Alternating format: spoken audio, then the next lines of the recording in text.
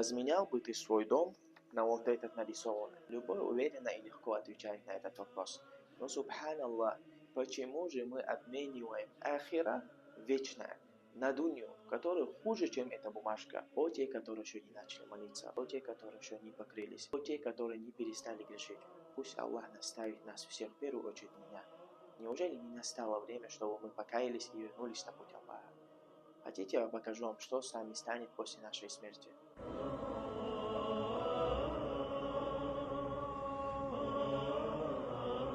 Куллю нафсин заи'атуль маут. Каждая душа вкусит смерть, но никто не знает, когда это будет. Субханаллах, даже кости не останутся. Наше имущество заберут другие, наше имя будет стерто с истории, и мы останемся сами с нашими деяниями. Поэтому, брат мой и сестра, не откладывай на завтра. Как говорил посланник Аллаха, саллаллаху алейхи вассалям, будьте в этом мире как путники, не обменивайте ахира на дунью. Дунья временно, а ахира вечно. Да наставит нас всех Аллах.